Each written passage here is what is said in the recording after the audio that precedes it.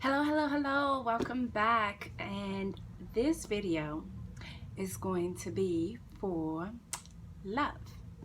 Not necessarily love, but basically this video I'm going to be mixing it up a little. So books that I've read, I am on the subject of love, not necessarily romantic love, but just all types of love. And then also books that I want to read, so on my to read list. And so starting off, the main reason for this video is I wanted to do a book review on the book Mastery of Love. And this book is a great book. I highly recommend it. I wrote a Goodreads review. You should go and check it out. I'm going to put the link below. But basically, I'm not going to really review this book because I have a lot of books that I want to share. But this book was such a great read because it teaches you how to love yourself. So like if you're questioning whether or not you love yourself unconditionally or what is self-love, this is the perfect book. And it's not only self-love, like this book, the book is The Mastery of Love by Miguel Ruiz. And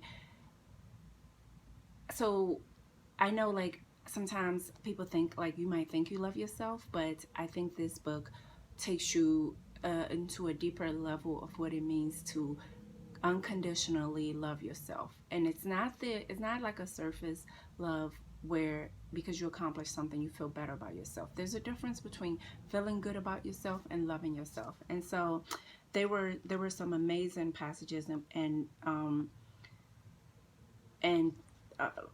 places in the book that I had to mark. This is not my book, it's a borrowed book, so I couldn't really write in it. But for example, in order to protect our emotional wounds and because of our fear of being hurt, humans create something very sophisticated in the mind, a big denial system. And that denial system, we become the perfect liars. We lie so perfectly that we lie to ourselves and we even believe our own lies.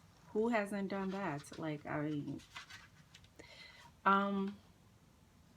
and then there was one about the parasites and how each of us have a parasite within us. And those parasites are like attacking your thoughts and just attacking you. And sometimes when we get together with another partner, they also have their own parasites and beliefs and things like that. And then the parasites start attacking each other. And that's why sometimes relationships don't work out well. I'm not gonna go through this and read each snippet of the book, but I highly recommend it. Like the parables in here are so, all the stories that he uses, they're perfect. Like one is the magical kitchen, and he describes like how if you have a kitchen and your kitchen has everything, every food that you could possibly think of, and you're just happy, whatever you feel like eating. You want to have Italian, you can eat Italian. You want to have pizza all day, you can eat pizza. You want to eat healthy fruits and veggies, you can eat fruit and veggies. And your kitchen is so stocked, it's so full, it's so magical that you can have whatever you want. And then somebody comes knocking at your door and offer you pizza, like in exchange for your freedom. Are you going to take it? He says no, because you're like, well, I can get pizza from my kitchen. But if your kitchen is depleted and you don't have any food and you're sitting in the house starving and somebody comes knocking at your door and asks if you want pizza in exchange for your freedom, if you're starving, you're going to take the pizza. And basically you're going to give up your freedom and give that person control over you.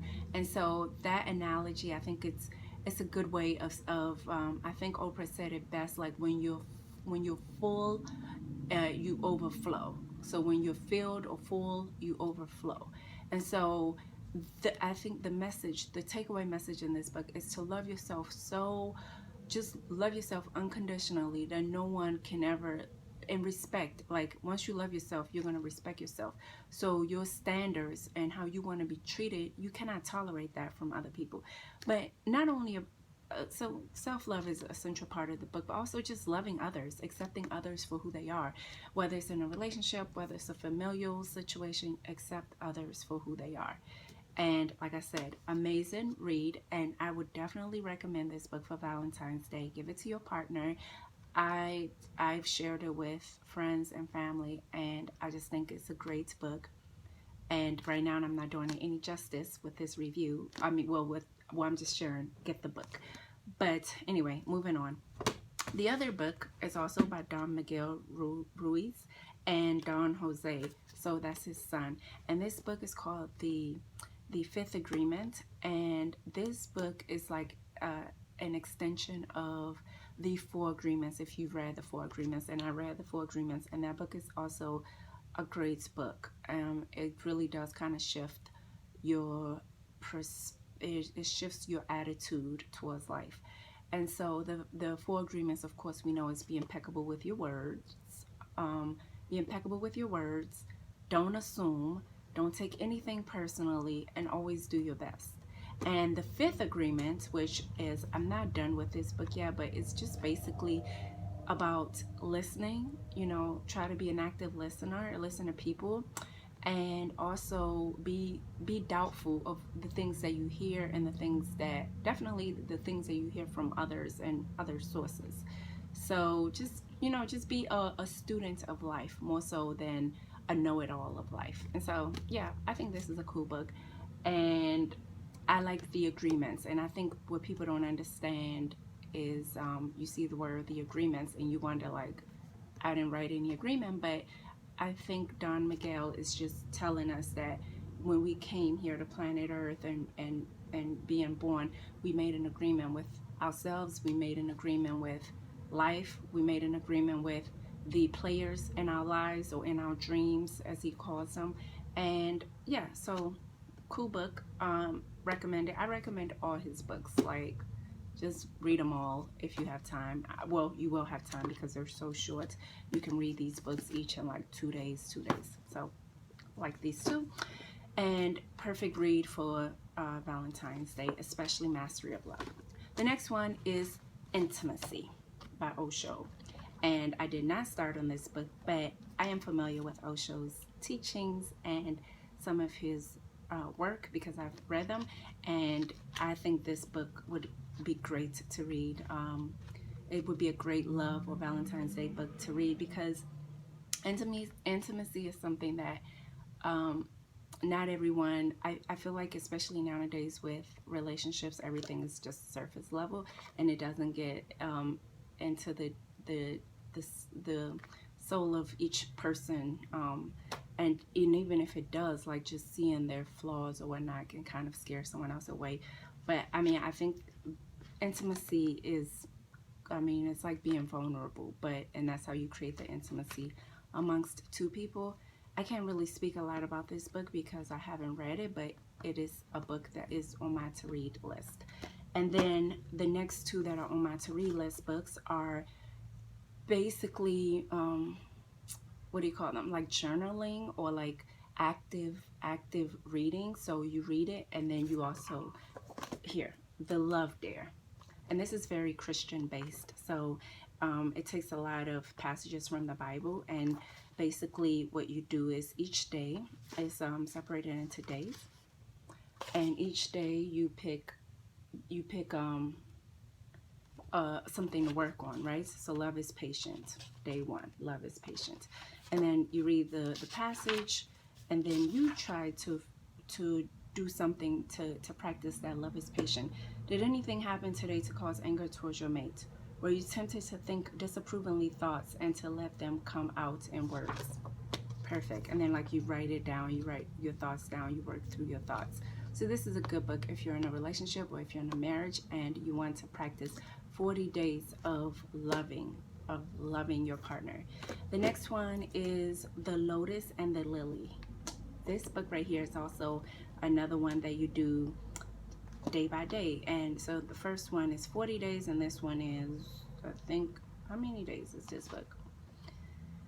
But this book, I will read on the back. It says, based on the teachings of Jesus and Buddha, drawn from the wisdom of mystics, poets, and teachers from many traditions, Janet Conner's new book offers a totally unique method of deep soul writing designed to unveil and create the life you really want.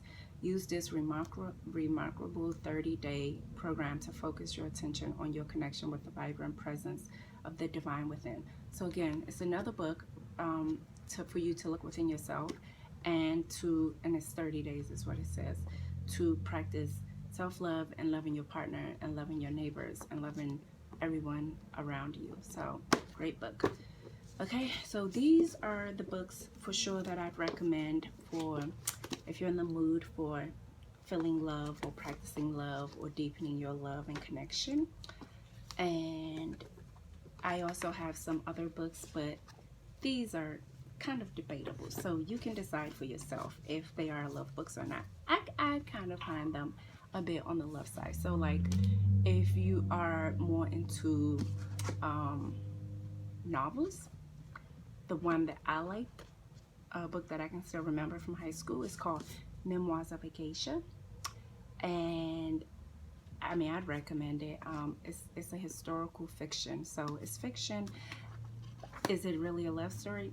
Not necessarily, kind of, but you have to read and find out. But this, for sure, if you're in high school, you would enjoy more. I probably wouldn't read it now, or I probably would not enjoy it as much as I did back in high school. And the other one that I would definitely suggest, Smart Couples Finish Rich. This book right here for sure. If you want to strengthen your love, you strengthen your finances with your partner. And so this right here, I think it's a good book recommendation for Valentine's Day, or maybe to give to your partner. I have not read this one, but I did read the other books. So by this author, which is like Debt Free for Life, that was one of the books. And The Automatic Millionaire, I think I read that one too. So he's a good author, and good topic to bring up with your partner about money. This book right here, Smart Couples Finish Rich and in Love. And then the other ones, I feel like they are my favorite. Conversations with God. I mean, if you want to like really know yourself and feel more connected to God, the 3 Conversation with God books are great books to read for that. And I'm just going to keep that short, but I mean, it touches on everything, so perfect. This is a perfect saga kind of books. So you have 3, Conversation 1, 2, and Conversation 3. And then the last 2 books are just modern. One is, I don't know if it's scientific, but it's called Social, and Why Our Brains Are Wired to Connect. This is on my to-read list, and there's one section in this book that I did quickly take a look, and it's about connection and just broken hearts, and you know, just going over broken hearts, and like we all know the damage that a broken heart can cause, and Maslow's hierarchies of need, of course, and love, you know, the social aspect of that is very high on the charts. So yeah, we all need to feel connected to a group, to a tribe, to a person, to something. So I would recommend this book as well if you want something more scientific. And then lastly is this one for the ladies, Pussy, A Reclamation by Regena, what's her name? Mama G. And basically this book is teaching a woman how to love herself, go after her dreams, and just, you know, respect this, you know, because this has power. And I mean, I'm pretty sure you can find a whole bunch of interviews or whatnot with Mama G, and she talks about this book a little, so that's why I got it. And I don't know, I will see. I'm gonna rate it on Goodreads. So that's it. So that's about 1, 6, 7, 8, 9, 10, 11. It's about 12, 13 books. Great Valentine's Day, or great books to read about on the subject of love. And those are my recommendations and my to read, if that's what you're interested in. Thanks for watching. Have a great month. This month is going to fly by, so enjoy it. Thanks.